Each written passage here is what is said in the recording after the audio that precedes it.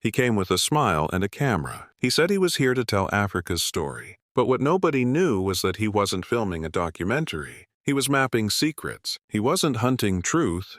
He was hunting targets. It started quietly. A man with fair skin, clean shoes, and a French accent landed at Ouagadougou International Airport with a tourist visa and a press badge clipped to his shirt. He told customs officials he was a freelance journalist here to understand Burkina Faso's security challenges and share local voices with the world. He smiled, spoke fluent French, and said he admired President Ibrahim Traoré's courage. It's rare to see young African leaders who stand up to the West, he said. People believed him. Why wouldn't they? He acted politely, offered water to taxi drivers, handed out pens to school children, and bought tea in village markets while taking pictures of sunsets and goats. But behind the lens of his camera, he was filming something else. Over the next few weeks, the journalist visited places most reporters didn't go. He stayed near military camps, walked along rail lines, and asked local guards about transport routes and mine shipments. When one soldier joked, "You ask more questions than our own commander,"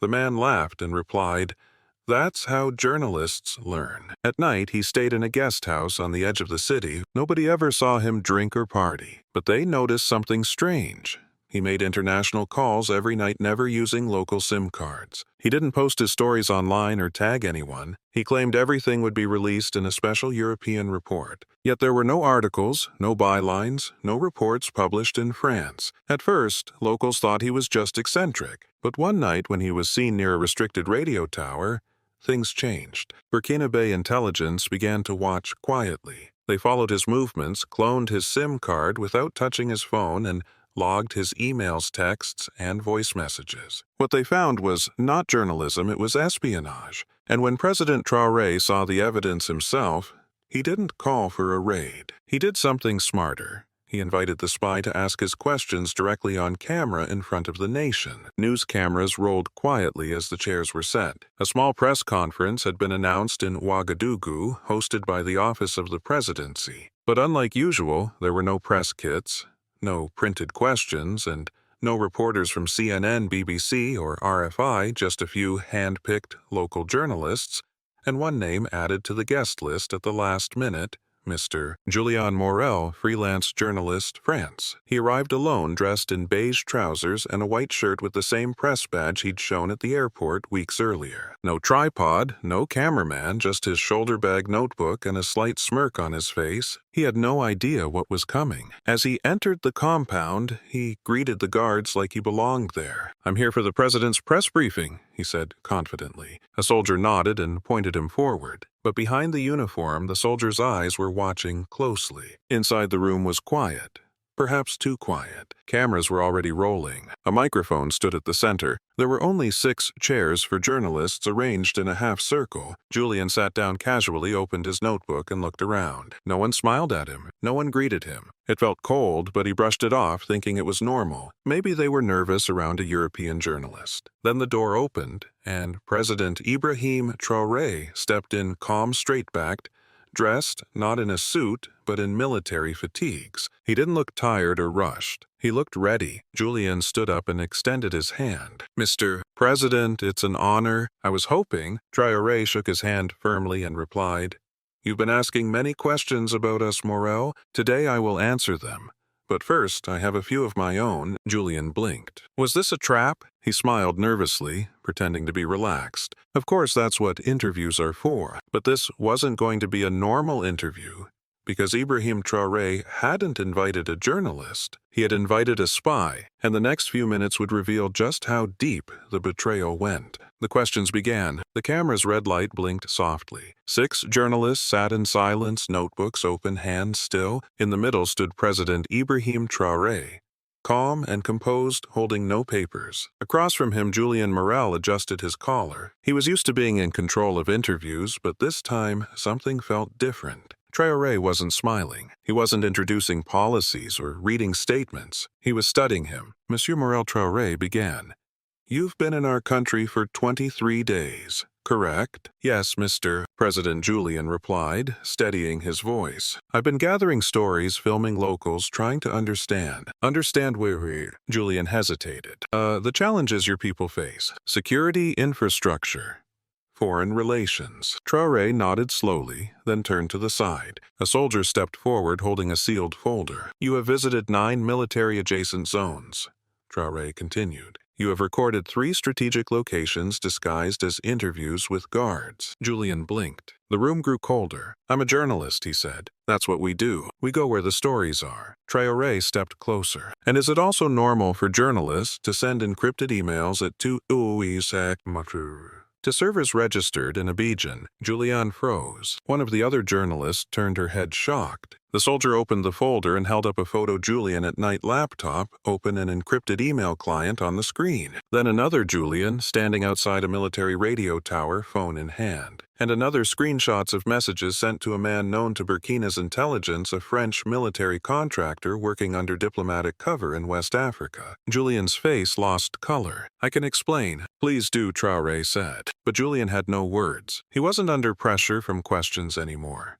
He was under investigation. Traoré looked to the cameras. This man says he came to understand our people, but in truth, he came to record our weak points, map our movements, and send our secrets abroad. He came not to tell our story, but to write his own. And then Traoré said, let the people decide if this is journalism or betrayal. The silence in that room was louder than thunder. Julian Morel had come to expose Africa, but now Africa was exposing him. Julian Morel's hand trembled as he reached for his bag. The room was still silent. The cameras rolling, but the air had changed. What started as a simple press conference had become something else. A public trial, a quiet takedown, and he was the target. Mr. Morel, President Traoré said calmly, do you deny these photos, the messages, the recordings? Julian opened his mouth, but nothing came out. He was sweating now, not because of the heat, but because his plan, whatever it had been, was falling apart. A second soldier walked in, carrying a black laptop. Julian's confiscated the night before without him noticing. Traoré nodded. The screen was switched on. Let us show you something, he said to the room. The projector lit up the wall. There it was, a real-time map of Burkina Faso with pins on oil routes, mine locations, and 2 unmarked military storage depots found in a folder labeled For Review Côte d'Ivoire Client. Gasps echoed around the room. Julian shook his head slowly. I didn't mean it was just notes. I didn't send. Then explain this, Traoré interrupted. He raised a paper with a printed email. Target movements predictable. Palace security thin near West Gate can be monitored for future asset placement. Julian's face turned pale. No, that's not, it's fake. It was sent from your encrypted email at 2729 from a guest house in Zone 3. We don't forge evidence, Mr. Morel. We collect it. The local journalists stared in disbelief. Some whispered prayers. Others just stared at the white man in the room who had once walked with confidence, now shaking his lies, unraveling thread by thread. He had come here with a plan, but he had underestimated the country. He had underestimated its intelligence. And most of all, he had underestimated the man standing across from him. President Traoré walked slowly back to the microphone. He wasn't angry. He didn't shout. He simply looked into the camera and said, this is what they send us. Not aid, not apologies, but spies with cameras who call themselves journalists. They think we will smile and stay quiet, but that time is over. Then he turned to Julian one last time. You came for stories. Now you are the story. And just like that, Traoré gave the order, escort him out. 2 guards stepped forward. Julian Morel didn't resist. He lowered his head and walked out the way he came in. Only this time he wasn't holding the camera. He was inside the frame. By sunset, the press room was empty. The cameras were packed, the chairs folded. But the moment that confrontation between President Ibrahim Traoré and Julian Morel had already left the room, it was now everywhere. The first video clip appeared on social media just 1 hour after the event. It showed Traoré asking calmly, do you call this journalism or betrayal? Then came the images, the laptop screen, the military maps, the intercepted emails, and finally the white Frenchman walking out of the room in silence, flanked by 2 guards. The internet exploded. In Burkina Faso, people gathered in cafes and homes to replay the footage over and over. One man shouted, he caught a spy live on TV. A grandmother in a village near Kaya whispered, We've waited a long time to see a president stand tall like this. Across West Africa, the video spread like wildfire on TikTok, WhatsApp, Facebook. Everywhere people watched Traoré flip the script. They came to study us, but they got studied. This is how you handle them with facts, not fear. In Ouagadougou, students painted a mural of Traoré with the words, "Africa has eyes now." In Ghana, a viral tweet read, "He didn't raise his voice, but he raised the standard." In France, however, the reaction was different. The Ministry of Foreign Affairs released a cold statement. "We are reviewing the situation and expect fair treatment for all citizens." But they said nothing about the evidence. They said nothing about the maps or the emails' connection to Abidjan because they couldn't. Meanwhile, inside, Burkina Faso, Julian Morel was under formal arrest. Not for being a journalist, but for unauthorized surveillance and national security breaches. He was moved to a secure facility outside the capital. But it wasn't just about him anymore. This was about every microphone used to gather secrets, every handshake that came with a hidden condition, every photo taken with smiling faces and double meanings. President Traoré didn't make another speech. He didn't need to. The world had already heard what he said in that room.